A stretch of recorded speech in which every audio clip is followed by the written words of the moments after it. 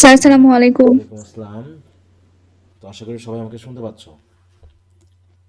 তো আজকে হচ্ছে তোমাদের ফিফথ মান্থের ফিফথ ক্লাস, 18 তারিখ। আমরা অ্যাজ ইউ লাইক ইট শেষ করেছি, তাই না? গত ক্লাস পর্যন্ত জি স্যার।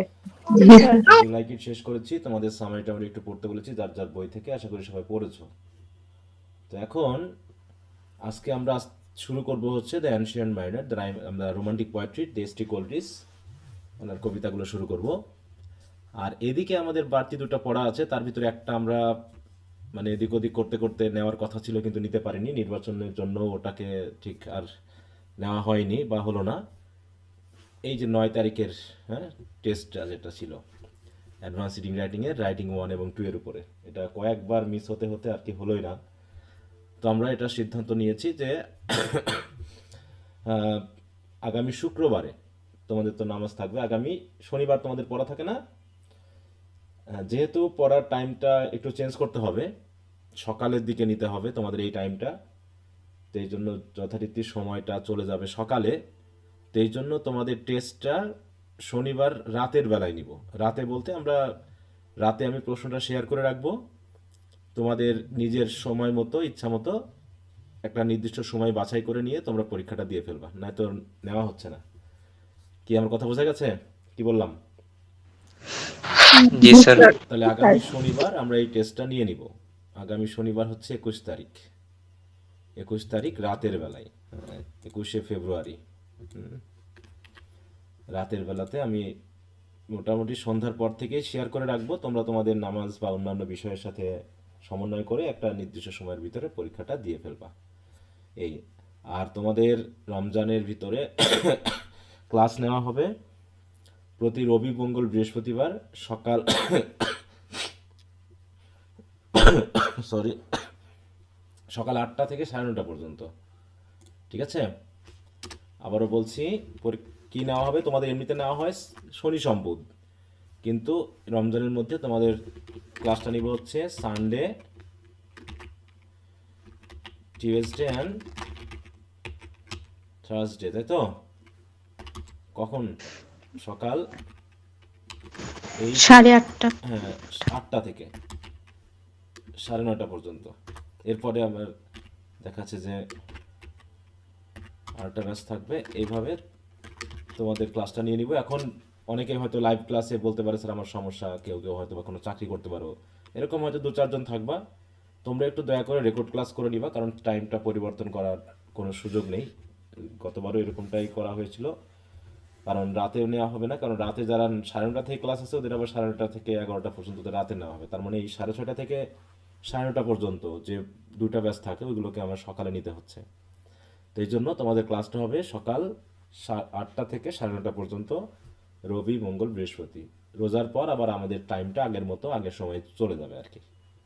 কি কথা বুঝতে পেরেছো? আমি মেসেঞ্জারে লিখে দিব, সমস্যা না। তারপরে ক্লাসে বলে রাখলাম যে যদি এই 1 মাসে কারো লাইভ ক্লাস করতে অসুবিধা হয়, বিশেষ করে যারা বিবাহিত মেয়ে রয়েছে তাদের হয়তো অনেক সময় সমস্যা হতে পারে, অথবা যারা হচ্ছে তোমার বিভিন্ন চাকরি টাকরি করো ছেলে বা মেয়ে, তাদের হয়তো সমস্যা হতে পারে। তো তোমরা একটু রেকর্ড ক্লাস করে নিয়ে হলেও অন্তত এই 1 মাস, 1 মাস মানে 12টাই ক্লাস তো নাকি, 12টা ক্লাস, এই ক্লাস কয়টা অন্তত একটু রেকর্ড ক্লাস করে তোমরা কভার করবা। কি কথা বোঝা গেল? জি স্যার। আচ্ছা। জি স্যার। জি স্যার, বুঝতে পারছি। আর এদিকে political organisation and the political system of UK and US এর প্রথম দুটো চ্যাপ্টারের ব্রিফ শর্ট ব্রড কোশ্চেনগুলো দিয়ে দিয়েছিলাম, আশা করি তোমরা পড়ে নিয়েছো। পড়ছো তো সবাই? জি স্যার। হ্যাঁ, 2 সপ্তাহের পড়া স্যার। একবারে জি স্যার। দিয়েছিলাম। আগামী, আজকে হলো 18 তারিখ, 2 দিন অলরেডি চলে গেছে। থার্ড চ্যাপ্টারটা দিয়ে দিব আজকে। থার্ড চ্যাপ্টারটা তোমরা 1 সপ্তাহ সময় নিবা। থার্ড চ্যাপ্টারের পড়াটা হবে 25শে ফেব্রুয়ারি পর্যন্ত। ঠিক আছে? মানে একটা সপ্তাহে আমরা একটা করে চ্যাপ্টার ধরবো। তোমরা চেষ্টা করবা টেক্সট বুক যদি থাকে প্রথমে পুরো অধ্যায়টা টেক্সট বুকটা পড়া, তারপরে হচ্ছে কোশ্চেনগুলো পড়া, তাহলে তোমাদের জন্য সহজ হয়ে যাবে। হুম। এবং টেক্সটটা পড়লে তোমরা বুঝতে পারবা যে এখানে কোন কোন কোশ্চেনগুলো বেশি ইম্পর্টেন্ট বা কোন কোন বিষয়গুলোকে ফোকাস দিয়ে আলোচনা করা হয়েছে। ঠিক আছে? আচ্ছা, তাহলে আমরা আমাদের মূল আলোচনায় চলে স্যার, যাই। লিটারেচারের প্রশ্নগুলো কবে দিবেন? লিটারেচারের প্রশ্নগুলো আমি একটু রেডি করতেছি, ঠিক আছে? এই কদিন আমি করতে পারিনি, একটু চাপে ছিলাম, খাতা দেখা না ছুটির আগে। স্যার, আমাদের কলেজ থেকে ওই যে পরীক্ষার জন্য প্রশ্ন দাগাই দিছে, তো এই হ্যাঁ জন্য আমি পড়তে চাইছিলাম একবারে, আপনার শীট থেকে একবারে পড়তে হ্যাঁ, চাইছিলাম। ওটা তোমার 2 দিন টাইম লাগবে। আজ কালকের ভিতরে আমি ফোর্থ ইয়ারটা দিয়ে দিব। আমি মানে 3টা ব্যাচে তোমাদের নিয়ে একটু চাপে আছি। অলরেডি তোমাদের অর্ধেক হয়েছে, মানে ব্রিফ এবং শর্ট হয়েছে, ব্রডটা নিয়ে একটু ইয়াতে আছি। হয়তো বা আগামী পরশু দিনের মধ্যে আমি শেয়ার করে দিতে পারবো, ঠিক আছে? যে কয়টা চ্যাপ্টার আমাদের আলোচনা হয়েছে। এই আচ্ছা স্যার, একটু পারলে তাড়াতাড়ি দিন। হ্যাঁ, পারলে তো দিয়েই দিই, ঠিক আছে? হ্যাঁ, পারলে দিয়েই দিই, সেটা সমস্যা না। আচ্ছা, তাহলে আমরা অ্যাজ ইউ লাইক ইট, তাহলে আমরা অ্যাজ ইউ লাইক ইট আমরা শেষ করলাম। দ্য অ্যানশিয়েন্ট মেরিনার নিয়ে আজকে আমরা আলোচনা করব, ঠিক আছে? তো এসটি কোল্ডিজের 2টা কবিতা আছে, তাই না? টোটাল জি স্যার। এসটি কোল্ডিজের নাম আমরা শুনছি। জি স্যার। জি স্যার। William Wordsworth. কোন সময় শুনছো? উইলিয়াম উইলিয়াম ওয়ার্ডসওয়ার্থের ওয়ার্ডসওয়ার্থের রোমান্টিক। হ্যাঁ, বিশাল উইলিয়াম ব্যালেট ওয়ার্ডসওয়ার্থের প্রকাশ আলোচনা করতে গিয়ে করেছিলেন। তার নামটা মোটামুটি একটু এসেছে, তাই না? তো আমরা এখন জি দেখি স্যার। তার বিষয়টা। প্রথমে হচ্ছে আহ, summary এটা।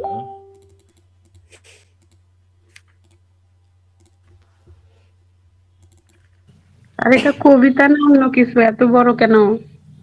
বুঝলাম না। ব্যালেট। এই যে অ্যানশিয়েন্ট মারিনার, হ্যাঁ, এটা বেশি এটা বড় হয়ে এত গেল। বড় কেন?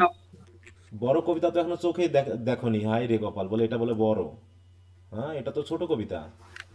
বড় কবিতা তো এখনো বাকি আছে তোমাদের পড়ানো, ঠিক আছে? এটা তো সেই অনুসারে অনেক ছোট,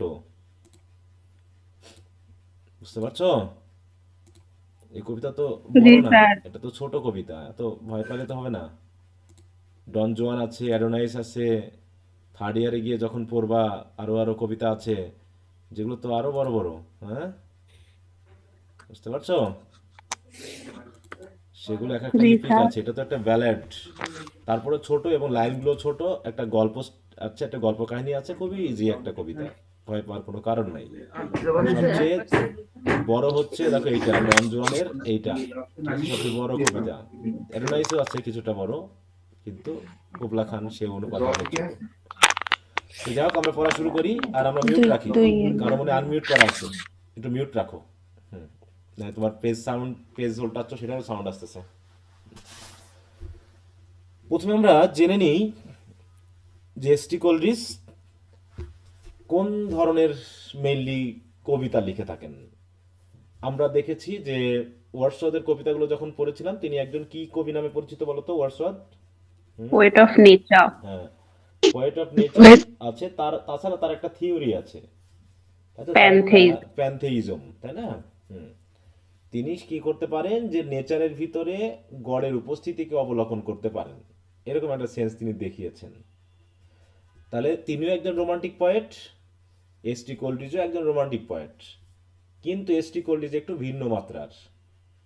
তিনি দেখা যাচ্ছে যে একটা নতুন থিওরি দান করেছেন, সেটাকে বলা হচ্ছে উইলিং সাসপেনশন অফ ডিসবিলিফ। তিনি যেহেতু তার কবিতাতে আলোচনা করেছেন সুপারন্যাচারাল বিষয় নিয়ে, তিনি নেচারকে একটা সুপারন্যাচারাল ওয়েতে তুলে ধরেছেন। সুপারন্যাচারাল বুঝো? সুপারন্যাচারাল মানে কি? অতি প্রাকৃতিক। আধ্যাত্মিক।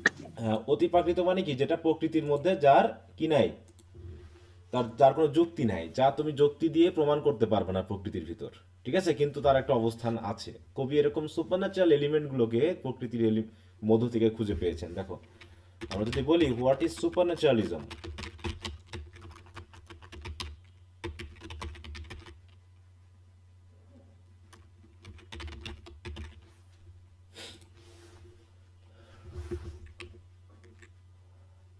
দেখো এখানে যেটা বলা হচ্ছে যে supernaturalism in literature refers to the inclusion of elements, beings or phenomena, তাই তো? কিছু এলিমেন্ট বা কিছু সত্তা, এরকম কিছু, দ্যাট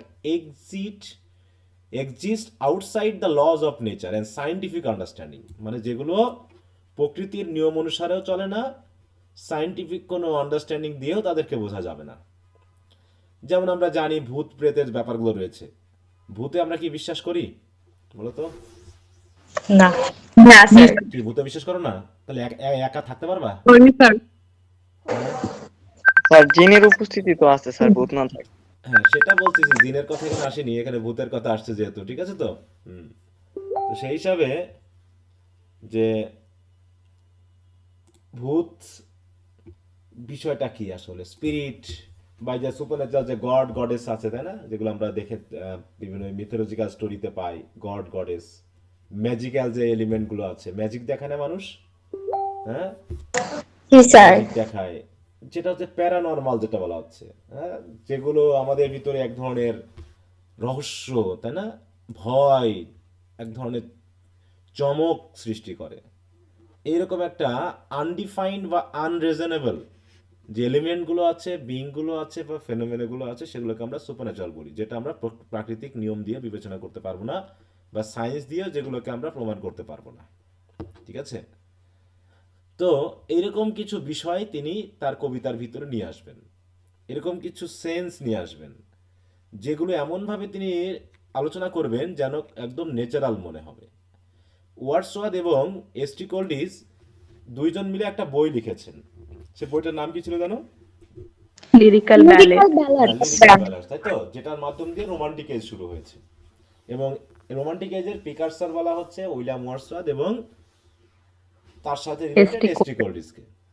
তাহলে দুইজন একই সাথে কবিতা লিখলেও দুইজনের থিওরি কিন্তু একটু ভিন্ন, দুইজন দুই রকমের বিষয় নিয়ে আলোচনা করেছেন, ঠিক আছে তো। কেমন? যেমন আহ, ওয়ার্ডসওয়ার্থ ওয়ার্ডসওয়ার্থ কি করেছেন, ন্যাচারাল বিষয়গুলোকে একটা সুপারন্যাচারাল রূপ দেওয়ার চেষ্টা করেছেন। আর এসটি কলিজ কি করেছেন, স্যার তিনি এসটি কোল্লিজি তো সুপার ন্যাচারাল বললেন। সেটাই আসতেছি। হ্যাঁ, সুপারন্যাচারাল বিষয়গুলোকে তিনি একটা ন্যাচারাল বা বিশ্বাসযোগ্য রূপ দেওয়ার চেষ্টা করেছেন, বুঝতে পেরেছো? মানে তুমি সুপারন্যাচারাল বিষয়গুলো পড়বা কিন্তু মনে হবে খুবই ন্যাচারাল বিষয় তিনি যেন আলোচনা করে গেলেন। এই দুইটা তত্ত্ব, ওয়ার্ডসওয়ার্থ নেচারকে আমাদের কাছে কেমন ভাবে তুলে ধরেছে, ন্যাচারাল নাকি একটা সুপার ন্যাচারাল। সুপার, মানে এর ভিতরে একটা সুপার পাওয়ার আছে, সুপার পাওয়ার এক্সিস্ট করে, এরকম একটা বিষয়, সেটাকে তিনি সুপারন্যাচারাল ওয়েতে তুলে ধরেছেন, যেগুলো আমরা পড়েছি বিশেষ করে। আর ইনি সুপারন্যাচারাল বিষয়গুলোকে আলোচনা করবেন কিন্তু একদম ন্যাচারাল মনে হবে, মানে অবিশ্বাস্য জিনিসগুলোকে বিশ্বাসযোগ্য মনে হবে। এই জন্য তিনি সুপারন্যাচারাল বিষয়গুলোকে ন্যাচারাল ওয়েতে যখন আলোচনা করেছেন, তখন তিনি একটা বিশেষ থিওরি দিয়েছেন। সেটা হলো কি, যে সাহিত্যের ক্ষেত্রে অনেক সময় আমাদের কি কি করতে হয়, willing suspension of belief, disbelief, হ্যাঁ, willing suspension of disbelief. Suspend করা মানে কি, সাসপেন্ড করা মানে কি বলো তো, বাদ দেওয়া না? হুম। জি স্যার। হ্যাঁ, সাসপেন্ড থেকে জি এসেছে স্যার। সাসপেনশন, মানে বাদ দেওয়া। কি বাদ দেওয়া? ডিসবিলিভটাকে বাদ দেওয়া। মানে যে বিষয়টায় তোমার সন্দেহ হচ্ছে, বিশ্বাস হচ্ছে না, কিন্তু আপাতত পড়ার ক্ষেত্রে বিশ্বাস করে নিবা, ডিসবিলিভ ব্যাপারটাকে বাদ দিবা। মানে তুমি যে অবিশ্বাস করবা সেটা না, তোমাকে বিশ্বাস করতে হবে, তুমি বিশ্বাস করেই পড়বা, যদিও এর ভিতরে অবিশ্বাসের ঘটনা আছে, কিন্তু আপাতত তুমি উইলিংলি, উইলিং মানে ইচ্ছাকৃতভাবে তোমার ডিসবিলিভ বোধটাকে সাসপেন্ড করে রাখবা। মানে কবি যা বলবে তিনি, মানে আমরা সবগুলোই বিশ্বাস করে নিব, ঠিক আছে তো। তাহলে সুপারন্যাচারাল বিষয় যেগুলো আসলে ডিসবিলিভেবল, যেটাকে বিশ্বাস করা যায় না, আনবিলিভেবল, সেইটাকে তিনি এমনভাবে তুলে ধরবেন যেন ন্যাচারাল এবং বিলিভেবল মনে হবে। তো সেই হিসাবে সন্দেহজনক কিছু থাকলেও আপাতত আমরা সন্দেহ বা করব না, তাই তো, বা অবিশ্বাস আমরা করব না, বিশ্বাস করেই আমরা পড়ব, মনে থাকবে তো। জি।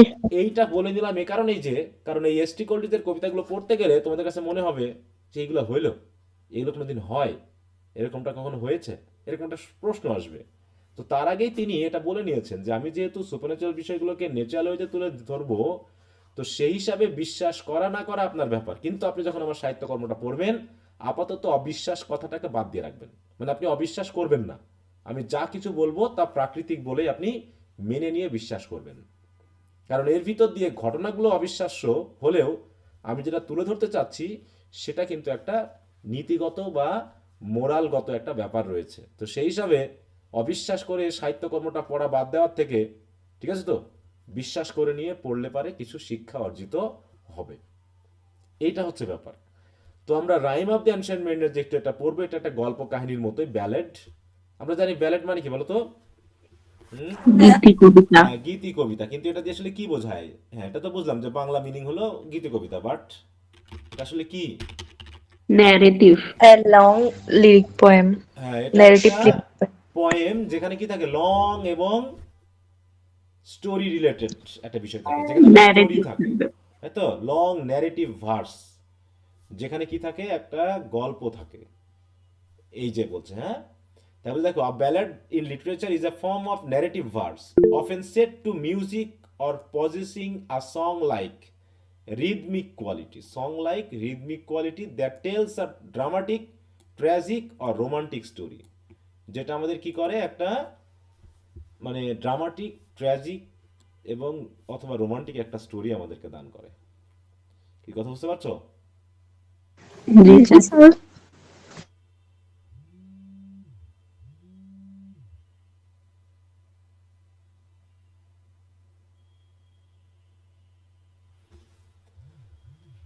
আচ্ছা, তাহলে এখানে কি আমরা একটা গল্প পাবো না এই কবিতার ক্ষেত্রে? তাহলে বলো। জি স্যার। Yes, sir. তো দেখো, এসটি কলিজকে নিয়ে যদি আমরা একটু কথা বলি, তাহলে তিনি কি বলছেন এখানে? তার জন্ম মৃত্যু নিয়ে আমি কিছু বলছি না, এই জায়গাটা একটু খেয়াল করি। দেখো, Coleridge literary career begin to flourish with the publication of his early points, most notably the rime of the ancient mariner এবং হচ্ছে কুবলা খান, এই দুটাই তোমাদের আছে। এখানে কি করেছেন? This works characterise by vivid imagery, এখানে সুন্দর কাহিনীর সাথে ইমেজারি, মানে একটা ইমেজ ক্রিয়েট হওয়ার মতো ন্যারেশন দেওয়া আছে। এর ভিতরে থাকছে supernatural element and profound symbolism, এবং তিনি এখানে যা কিছু বলেছেন, হয়তো এর লিটারেল মিনিং সরাসরি না থাকলেও এখানে কবিতায় সিম্বলিক মিনিংটা আমরা দেখতে পাবো। আর এই জন্যই কি হয়েছে, establish him as a leading figure of romantic point, তিনি রোমান্টিক পোয়েট্রিদের মধ্যে একটা নেতৃস্থানীয় জায়গা দখল করে আছেন। Inspired by his fascination with nature, তিনিও, আমরা জানি রোমান্টিক পোয়েট্রিদের বা পোয়েটদের যে ফিচার রয়েছে, তার ভিতরে একটা বড় ফিচার হলো কি, লাভ ফর নেচার, নাকি? হ্যাঁ, জি স্যার। এবং কেমন ইমাজিনেশন, হাই ইমাজিনেশন, মানে কল্পনাতেই তারা এমন কিছু সৃষ্টি করবে যেটা কল্পনা ছাড়া সম্ভব না। হাই ইমাজিনেশন, তারপর লাভ ফর নেচার, এবং তারপরে দুই একটা বৈশিষ্ট্য রয়েছে যেটা সুপারন্যাচারালিজম যেটা বলা হচ্ছে, আরও কিছু কিছু ব্যাপার রয়েছে। তো এর ভিতরে যেটা আমরা পাবো তার তিনটা বৈশিষ্ট্য বিশেষ করে পাচ্ছি, যে লাভ ফর নেচার, ইমাজিনেশন এবং সর্বোপরি সুপারন্যাচারালিজম। কারণ কি, Coleridge's poetry transcend conventional boundaries, transcend মানে পেরিয়ে যাওয়া, তাই তো। সাধারণ যে সীমা আমরা জানি, সনাতন যে পদ্ধতি আছে, সনাতন যে চিন্তাভাবনা আছে, সেই চিন্তাভাবনার যে বাউন্ডারি, সেইটাকে কোল্ডিজের পোয়েট্রি পেরিয়ে যায়, এবং পেরিয়ে গিয়ে কি করে, inviting readers into enchanting realms where reality and fantasy converse, তাই তো, যেখানে তিনি যা রিডারদেরকে নিয়ে যান এমন একটা জগতে, যে জগতে বাস্তবতা এবং কল্পনা মিশে একাকার হয়ে যায়, যেখানে কিছু অকল্পনীয় ঘটনা ঘটে, সাথে সাথে কাল্পনিক ঘটনা মানে বাস্তবিক ঘটনাও ঘটে। তাই বাস্তবিক ঘটনা, রিয়েল এবং ফ্যান্টাসি দুটা পাশাপাশি এমনভাবে আলোচনা করেন যে ফ্যান্টাসিটাকেও রিয়েলিটি মনে হয়, ঠিক আছে তো। অতএব রিয়েলিটি মানি নাও, তাই তো। রিয়েলিটি কি কি করতে হবে আমাদের? মেনে নিতে হবে, নাকি? কে মেনে বলেছেন নিতে হবে। Reality Yes, sir. মানে নাও? কার কার ডায়লগ এটা? স্যার শেখ মুজিবুর রহমানের। হ্যাঁ, শেখ মুজিবুর রহমানের, তাই তো। তুমি রিয়েলিটি মাইনে নাও। হ্যাঁ, রিয়েলিটি মানি নাও। তো এরকম আর কি, আমাদেরকে মেনে নিতে হবে, দিয়ে সেই হিসাবে কাজ করতে হবে। তাই কবিতাটা যখন পড়বো তখন অবিশ্বাস করব না, যা বলবেন রিয়েলিটি আমরা মেনে নিব, যে আচ্ছা আপনি যদি বলেন আমরা মানুষ হাত দিয়ে হাঁটি আর পা দিয়ে খাই, তাই আমরা মেনে নিব আপাতত, ঠিক আছে তো। হুম। আচ্ছা, স্যার, ট্রান্সেন্ডেন্টালিজম এই শব্দটা একটু যদি বলতেন। আমি তো সেটা বললামই, ট্রান্সেন্ডেন্টাল থেকেই তো ট্রান্সেন্ডেন্টালিজম আসছে। ট্রান্সেন্ডেন্টাল মানে কি, তুমি আমি স্বাভাবিক যে যুক্তিগত বিষয় দিয়ে ভাবি, তার গভীরে, তার আরো সেটাকে পেরিয়ে গিয়ে আরো গভীরে ভাবতে পারার ক্ষমতাটাকে বলা হয়। এটা তো আমরা ওয়ার্ডসওয়ার্থের সময়ও পেয়েছি, ওয়ার্ডসওয়ার্থের সময় জি স্যার, এই শব্দটা এসেছে। ব্রিফ ব্রিফ কোশ্চেনে দিয়েছেন যে ট্রান্সেন্ডেন্টালিজম, ওটার মানে সংজ্ঞাটা পড়ে না বুঝতে পারিনি। হ্যাঁ, তাহলে একটু ভালো করে আবার পড়বা, কোথায় বোঝনি তুমি বলবা। এই এই কথাটা বারবার এসেছে। ট্রান্সেন্ডেন্টালের সিম্পল হিসাব হলো যে আমরা সাধারণ, কনভেনশনাল, জেনারেল, অর্ডিনারি, যৌক্তিক, বৈজ্ঞানিক যে চিন্তা ভাবনা দিয়ে বিবেচনা করি তার বাইরের বিষয়গুলো, তার থেকে আরো গভীরের বিষয়, তাকে আমরা ট্রান্সেন্ড করা বুঝি। পেরিয়ে যাওয়া, যুক্তির সীমাটাকে পেরিয়ে যাওয়া, স্বাভাবিক সীমাটাকে পেরিয়ে যাওয়া, ন্যাচারাল সীমাটাকে পেরিয়ে যাওয়ার অবস্থানকে বোঝায়। কি কথা বুঝতে পেরেছো? জি স্যার। স্যার যেমন ওয়ার্ডসওয়ার্থ যে তার ওই যে ওড ওড অন ইন্টিমেশন যে কবিতাটা লিখেছেন, সেখানে তিনি কি আমাদের কি সাধারণ চিন্তা ভাবনার ভিতরে আছেন, নাকি সেটা পেরিয়ে গিয়ে তিনি আমাদের সোল কোথা থেকে এসেছে, কোথায় যাবে, এটা নিয়ে আলোচনা শুরু করছেন। ডক্ট্রাইন অফ রেমিনিসেন্স দিয়েছেন। হুম।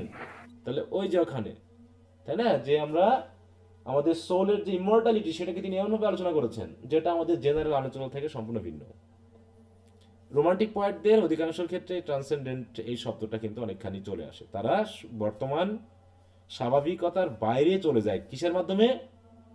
হাই ইমাজিনেশনের মাধ্যমে। ঠিক আছে তো? তাদের উচ্চ কল্পনা প্রবণ বা কল্পনা শক্তির মাধ্যমেই তারা এই থিওরিটাকে প্রয়োগ করতে পারে। ওকে, আমরা এটা পড়বো যখন আমরা উইলিয়াম এই যে এসটি কলিজের এটা শেষ করে যখন আলোচনা আসবে তখন এই কথাগুলো আসবে যে আসলে কিভাবে ঘটলো। একটু পড়াটাকে বোঝো, তাহলে বুঝবা। দেখো, Coleridge theory of the willing suspension of disbelief, যেটা আমি অলরেডি আলোচনা করে দিয়েছি কিছুটা, ওই কথাটাকে এখানে বিশ্লেষণ করা আছে। তোমাদের কাজ হবে এই শীটটা একটু পড়ে নেওয়া, মনে থাকবে তো? জি স্যার। জি স্যার। শীট টিটগুলো পড়ো তো, নাকি শুধু আমার এমনি দেওয়া দেওয়া হয়? হ্যাঁ, জি স্যার। না না স্যার পড়ি। হয়। আচ্ছা, পড়লে ভালো। এগুলো হয়তো আমি যে আলোচনা করছি না তার থেকে আরো কিছু কথা থাকে যেগুলো তোমার মূল আলোচনা এবং বিশেষ করে ব্রিফ কোশ্চেনের ক্ষেত্রে হেল্প করতে পারে। আচ্ছা, তাহলে আমাদের কবিতাটার নাম হচ্ছে দ্য রাইম। রাইম মানে কি বলতো? কবিতা। হ্যাঁ, কবিতা বা গান বা ছন্দ নাকি? হুম। তাহলে the rime of the ancient mariner. ম্যারিনারটা কে? নাবিক। ম্যারিনার মানে কি? একজন নাবিক, তাই তো? নাবিক। হ্যাঁ, নাবিক। অ্যানশিয়েন্ট বলতে কি বোঝায়? প্রাচীন আর বৃদ্ধ, কোনটা? বৃদ্ধ। হ্যাঁ, এখানে বৃদ্ধ। অ্যানশিয়েন্ট বলতে বৃদ্ধ বৃদ্ধ। শব্দটা বোঝাবে, তাই তো? একজন বৃদ্ধ স্যার নাবিকের গল্প বা কবিতা বা কাহিনী। স্যার হ্যাঁ, বলো। স্যার আমরা যে রাইম মানে যে রাইমের বাংলাটা ছড়া অর্থে বুঝি এখানে তো বানানে হ্যাঁ, মিল নেই। বানানটা ইনি এরকম করেছেন, এভাবেই তোমাকে লিখতে হবে। তুমি উইলিয়াম ব্লেক পড়তে গিয়ে টাইগার বানান পেয়েছিলা? জি স্যার কেমন টি ছিল? ওয়াই দিয়ে। হ্যাঁ, টি ওয়াই টি দিয়ে। ওয়াই। হ্যাঁ, হ্যাঁ। এখানেও তিনি রাইম বানানটা আর আই এম ইউ দিয়ে করেছেন, কিন্তু এটা রাইম বানান হওয়ার কথা কেমন? R R Y Y. R H হ্যাঁ, R H Y M E. R H R Y. H hmm. Y M E. Hmm. তাহলে এখানে আমরা রিয়েলিটি মানিয়ে নিব যে ইনি এই বানানটা লিখছেন, এই বানানটাই আমরা যখন কবিতার নাম লিখবো তখন এই বানানটা ইউজ করব। ঠিক আছে তো? হ্যাঁ। জি স্যার। হ্যাঁ, ওই তোমার আধুনিক বানান ইউজ করা যাবে না, তাহলে ভুল হয়ে যাবে টাইটেলটা। ঠিক আছে স্যার। আচ্ছা, তো আমরা পড়া শুরু করি। কবিতাটা একটু বড়, কয়েকটা পার্ট আছে, কারণ এটা একটা গল্প টাইপের, কিন্তু কবিতাটা বড় হলেও লাইনগুলো ছোট ছোট এবং স্টেঞ্জাগুলো যেহেতু ছোট ছোট, ব্যালাড স্টেঞ্জা বলা হয়, যেখানে কয়টা করে লাইন থাকে এক স্টেঞ্জাতে? বলো। 4টা। হ্যাঁ, 4 লাইন স্টেঞ্জা। এবং তার ইয়াটা কেমন হয়, রাইম স্কিমটা কেমন হয় বলো, দেখো। এবিসিডি। হ্যাঁ, এ দেখো, ম্যারিনার 3, আই মি, 3 মি, নাকি? তাহলে কি হচ্ছে? ABCB। হ্যাঁ, তাহলে ওয়াইড কিন, সেট ডিন, এখানে আবার কিন ডিন একটু মিলে গেল। হ্যাঁ, কিছুটা এলোমেলো আছে। তারপর হ্যান্ড লুন, হি হি, দেখো এই জায়গায়। তাহলে কোন রাইম স্কিমে যাচ্ছি আমরা? দেখো, স্টোন হেয়ার ম্যান ম্যারিনার। তাহলে সবগুলো এখানে কি দাঁড়াচ্ছে? Clear, drop, hill, top. তাহলে ড্রপ টপ, এই দুটো রাইম হচ্ছে। তাহলে কি হচ্ছে? A B C, C B. C B, তাই তো? B. A B C B, এই রাইম স্কিমটা আমরা বেশি পাচ্ছি। কিন্তু ডে, দেখো, নুন সুন, মানে বেসুন ব্রেস্ট, তাহলে এ বি সি বি। প্রত্যেকটায় 4টা করে লাইন, এটাকে ব্যালাড স্টেঞ্জা বলা হয়। দেখো আমরা যদি একটু খেয়াল করি, হোয়াট ইজ ব্যালাড স্টেঞ্জা?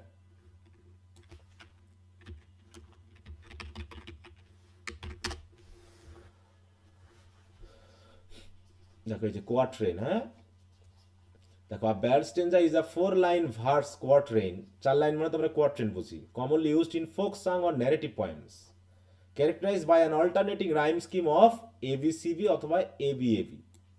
তাহলে ABAB অথবা ABCB এরকমটা হয়ে থাকে। তাহলে আমাদের যেটা সেটা কি কি আছে? ABCB। It typically alternates between iambic tetrameter, 4 line মানে 4টা করে বিট থাকবে, in lines 1 or 3, and iambic trimeter 3 bits, এটা হচ্ছে in lines 2 and 4, মানে 1 3 2 4 এরকম করে লাইনের মিটারের একটা মিল থাকে। হ্যাঁ, এটা সাধারণত থাকে। এখন বাকিটা হিসাব করে দেখতে হবে যে সবগুলোতে আছে অথবা নাই। তাহলে ব্যালাড যে স্টেঞ্জা, তার স্ট্রাকচারাল ব্যাপারটা আমরা জেনে নিলাম। এখন এর যে গল্প কাহিনীটা সেটা আমরা একটু দেখব। প্রথমে হচ্ছে পার্ট 1, ইন্ট্রোডাকশন। কি ঘটেছে এখানে দেখো, the poem is about how the ancient mariner ship sailed past the equator and was driven by storm to the cold region towards the south pole। এখন বিষয়টা হলো, এখানে দুটো শব্দ আছে, নতুন শব্দ অথবা তোমাদের পরিচিত হতেও পারে। কোন দুটো শব্দ বলো তো এখানে অপরিচিত? ইকুয়েটর, হ্যাঁ ইকুয়েটর আর সাউথ সেল পোল। হ্যাঁ সাউথ পোলটা হয়তো আমাদের কাছে পরিচিত। সাউথ পোল মানে কি? নর্থ পোল আর সাউথ পোল, মানে আর্কটিক অঞ্চল। মানে হচ্ছে দক্ষিণ মেরু, তাই তো? পোল মানে কি? মেরু। তাহলে কি হয়েছে যে ইকুয়েটর পার হয়ে কিভাবে তার জাহাজ সাউথ পোলের দিকে চলে গেছে। এখন কথা হলো স্যার, ইকুয়েটর তাহলে কি জিনিস? বিষুবীয় অঞ্চল। হ্যাঁ বিষুবীয় অঞ্চল তো সেটা কি জিনিস? সেটা কি জিনিস? দুই মেরুর মধ্যবর্তী স্থান। এই যে এটাকে বোঝায়, তো এই যে মাঝখানের এই রেখাটাকে বোঝায়। এই রেখার ওদিকে হচ্ছে উত্তর মেরু উপরের দিকে, আর নিচের দিকে কি? দক্ষিণ মেরু বা সাউথ। দক্ষিণ মেরু। তাহলে কিভাবে তাদের জাহাজটা আটলান্টিক মহাসাগরে যেমন পাড়ি দিচ্ছিল, দিতে দিতে তারা ঝড়ে পড়ে কিভাবে তারা দক্ষিণ মেরু থেকে ইকুয়েটর পার হয়ে কিভাবে তারা সাউথ পোলের দিকে চলে আসে, এই গল্পটা স্টেঞ্জা 1-এ আলোচনা করা হয়েছে, পার্ট 1-এ। তাই বলছে যে ফ্রম দেন্স, এবং তারপরে সেখান থেকে কিভাবে আবার she sailed back to the tropical Latitude of the Pacific ocean. তারপর আবার ট্রপিক্যাল, ট্রপিক্যাল বলতে কোনটাকে বোঝায়? Tropical Latitude. ল্যাটিটিউড কি জিনিস বলো তো? ল্যাটিটিউড কি? অক্ষাংশ। হ্যাঁ অক্ষাংশ বলতে অক্ষের একটা অংশকে বোঝায় নাকি? ঠিক যেন এটা দেখতে এইরকম বোঝায় যে একটা যতটুকু অংশ একসাথে ভাগে পড়ে। হ্যাঁ তাহলে ইকুয়েটর দ্বারা ভাগ করে আমরা ওইটাকে পেতে পারি। হ্যাঁ তাহলে সেই প্যাসিফিক ওশনে আবার কিভাবে ফিরে চলে আসে। And how the ancient mariner cruelly and inhospitably killed a seabird called albatross। HSC লেভেলে পড়াশোনা অ্যালবাট্রস পাখি নিয়ে একটা কাহিনী পড়ছো? জি স্যার। হ্যাঁ জি স্যার। কিভাবে সেই ব্যক্তি আবার নিষ্ঠুরভাবে একটা অ্যালবাট্রস সি বার্ডকে হত্যা করে, এবং তারপরে হত্যা করার পর how he was followed by many and strange diseases, এবং অদ্ভুত ডিস্ট্রেস, অদ্ভুত বিপদের মধ্যে তিনি পড়ে যান, হ্যাঁ হতাশার মধ্যে পড়ে যান। এবং তারপরে কিভাবে and also how he came back, মানে he could come back to his own country, তারপরে তিনি কিভাবে তার দেশে ফিরে আসেন, এই বিষয়গুলো নিয়ে আলোচনা করা হয়েছে। তাহলে এখানে কয়টা বিষয় হয়েছে? প্রথমত সে কিভাবে ইকুয়েটর পার হয়ে তার জাহাজ কিভাবে সাউথ পোলের দিকে যায়, সেখান থেকে সাউথ পোল থেকে কিভাবে আবার স্পেসিফিক ওশন পার হয়ে সে আবার চলে আসে, এবং ওই যখন সে আসতেছিল সেই যাত্রা পথে ফিরতি পথে কিভাবে সে তাতে একটা পাখিকে হত্যা করে, অ্যালবার্টাস একটা পাখিকে হত্যা করে, এবং হত্যা করার কারণে তার উপর অভিশাপ নেমে আসে, এবং কিভাবে আলটিমেটলি তার অভিশাপ থেকে সে মুক্তি পায় এবং তার নিজ দেশে ফিরে আসে, এই বিষয়টা নিয়ে একটু বিস্তারিত আলোচনা করা আছে। কি প্লটটা বুঝতে পেরেছো? কি ঘটনা? জি স্যার। জি স্যার। জি স্যার। জি স্যার। না না না, স্যার এটা তো কাল্পনিক না? কি মনে হয়? জি স্যার। সবই তো কাল্পনিক। ওটা তো আমি আগেই বলে নিলাম তোমাকে, বলে নিই না কথাটা? জি স্যার, মানে আমি একটু আবার জিজ্ঞেস করে নিলাম। আচ্ছা বাস্তবিক ঘটনা কি আসবে এখানে? স্যার ও সত্যি সত্যি বিশ্বাস করে নিচ্ছে। হ্যাঁ যাক, ওই যে willing suspension of disbelieve already ঘটা শুরু করছে নাকি? হ্যাঁ, থিওরি কাজ করতে শুরু করছে। জি স্যার। আচ্ছা, তো কাজ করুক, প্রত্যেকটা কবিতায় তো না কল্পনা। স্যার, ওই যে পাখি মারার কারণে যে অভিশাপ নেমে আসছে এই জন্য আর কি আমি একটু জিজ্ঞেস করে নিলাম আগে। শোনো, প্রত্যেকটা আশীর্বাদের একটা প্রতিফল আছে এবং প্রত্যেকটা অভিশাপেরও একটা প্রতিফল আছে। শুধু আমরা বুঝতে পারি না কখন কোন ঘটনাটা কিভাবে ঘটতেছে। ঠিক আছে তো? তুমি আজকে একটা ভালো কাজ করবা, তার একটা প্রতিফল তুমি কোনো না কোনো সময় পাবা, কিন্তু তুমি হয়তো খেয়ালই করবে না যে তুমি একটা ভালো কাজ করেছিলা বা এর কারণে এই জিনিসটা ঘটেছে। একই সাথে তুমি কোনো খারাপ কাজ করেছো, তার জন্য একটা খারাপ কিছু ঘটেছে তোমার জন্য, তোমার হয়তো মনে নাই কিন্তু ঘটেছে। কারণ সৃষ্টিকর্তা আমাদেরকে ভালো কাজ বা মন্দ কাজের যে ফলাফল সেটা কি হাতে নাতে দেয়, সাথে সাথে দেয় বলো? হুম। না স্যার, ধীরে হ্যাঁ, ধীরে। এই কবিতাতে তিনি সেইটা বুঝিয়েছেন। অনেক সময় অপরাধ করে মানুষ ভালো থাকে, তাই তো? অপরাধ করতেছে কিন্তু ভালো আছে, বুঝতে পেরেছো? এরকম ঘটনা ঘটে না? আমরা সময় বলি তুই দেখো লোকটা অপরাধ করছে কিন্তু তো ভালোই তো আছে, তাহলে অপরাধ করাই ভালো নাকি? হুম। কিন্তু আসলে সৃষ্টিকর্তা একটা সময় নেয়, বুঝতে পেরেছো? সময় নেয়, কিসের সময় নেয়? দুটার সময়। একটা হচ্ছে তাকে শাস্তির জন্য একটা নির্দিষ্ট জায়গা পর্যন্ত নিয়ে যেতে হলে তাকে তো ভালো রাখতে হবে। তা শাস্তি প্রয়োগ করার জন্য একটা নির্দিষ্ট সময় পর্যন্ত অপেক্ষা করে তাকে একটা নির্দিষ্ট জায়গাতে নিয়ে যাওয়া হয়, তারপরে শাস্তিটাকে প্রয়োগ করা হয়। বুঝতে পেরেছো? হুম। তো এই কবিতাতে মেইন কথাটা কিন্তু এটাই হবে যে আমরা অপরাধ করলে পারে হয়তো অপরাধের শাস্তি আমরা হাতে হাতে পাচ্ছি না, কিন্তু তার ফলাফল আমরা যখন পাইতে শুরু করি, ঠিক আছে তো, তখন আমরা বুঝতে পারবো যে না, আমি এতদিন ভালো ছিলাম, মনে হয় আমাকে এই জায়গায় এনে বিপদে ফেলার জন্য, মানে শাস্তিটাকে প্রয়োগ করার জন্য। তো যাই হোক, আমরা আগে পড়ি, তাহলে এই কথাটা আরো ক্লিয়ারলি বুঝতে পারবে, এখন বললে লাভ হবে না। তো শুরুটা এরকম, it is an ancient mariner, মানে একজন প্রাচীন বৃদ্ধ একজন নাবিক। And he stopped one of three, এবং সে তিনজন ব্যক্তির মধ্যে একজনকে থামালো।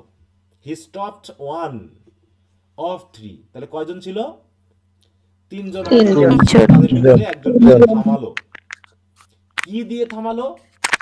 By thy grey beard and glittering I.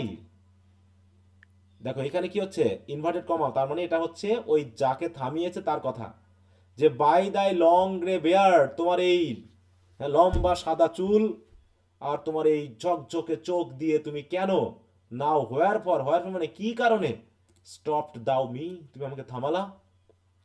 তোমার তোমার যে বেশভূষা, লম্বা লম্বা দাড়ি, চোখগুলো বেশ কুঠুরিতে জল জল করতেছে, কিন্তু তোমার এই সম্মোহনী শক্তি দিয়ে কোন কারণে তুমি আমাকে থামালা?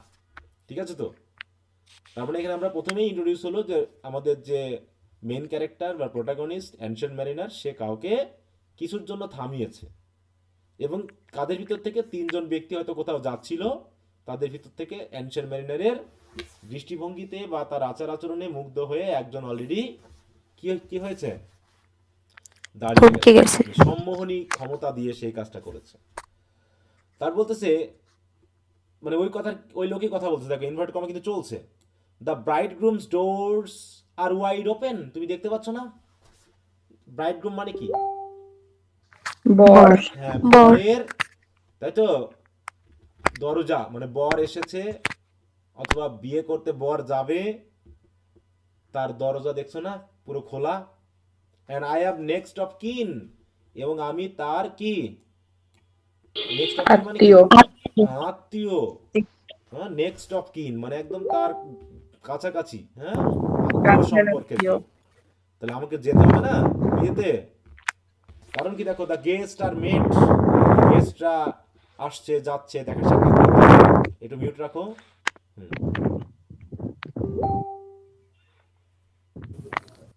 জয়া রয়, মিউট রাখো।